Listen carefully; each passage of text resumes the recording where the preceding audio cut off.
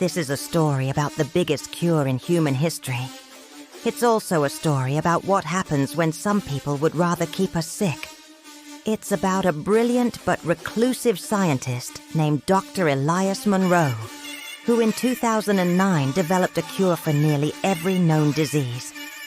In 2009, newspapers around the world ran stories about a brilliant but reclusive scientist named Dr. Elias Monroe.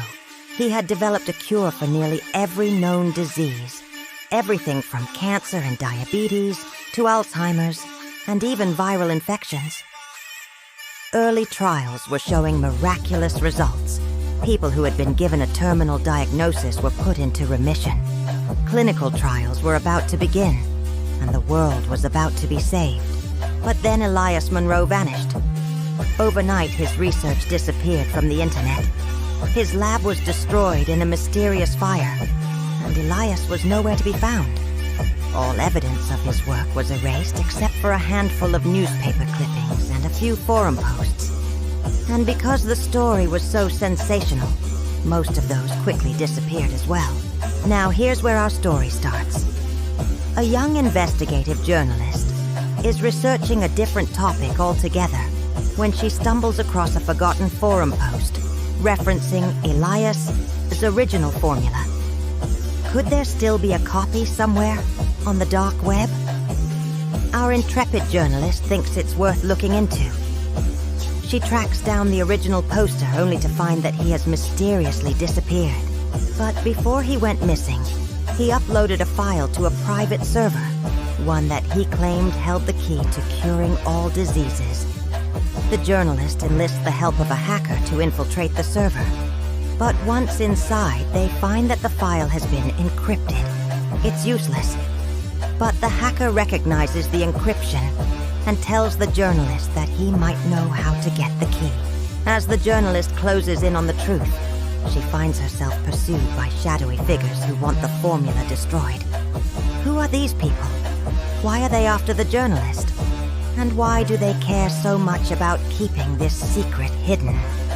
As she digs deeper, she uncovers a conspiracy that reaches far further than she could have imagined.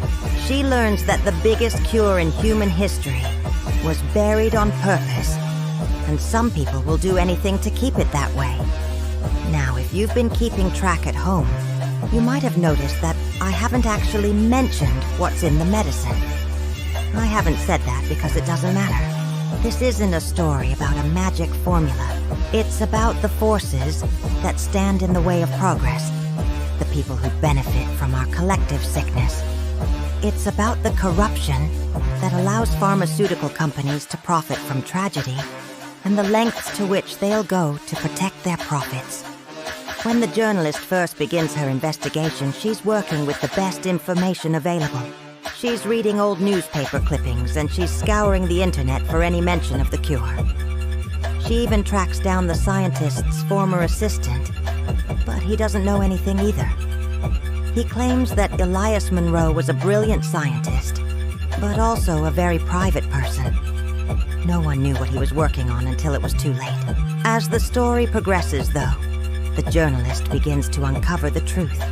She finds hidden documents and secret recordings that paint a very different picture. She learns that Elias wasn't just a brilliant scientist. He was also a reckless idealist. He believed that everyone should have access to good health care, that no one should go bankrupt because they needed medicine. And he believed that the pharmaceutical industry was exploiting people's illnesses for profit. The journalist is torn. On the one hand, she wants to expose the truth and bring those responsible to justice. On the other hand, she's afraid of what might happen if the public knew the truth. If the cure fell into the wrong hands, it could be used as a weapon. It could be weaponized and cause untold damage. As the story reaches its climax, the journalist must decide what to do with the information she's uncovered. Does she publish it and risk the consequences, or keep it hidden and allow the conspiracy to continue? What would you do in her position?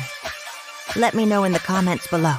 If you enjoyed this episode, please subscribe We release new episodes every Wednesday and Saturday.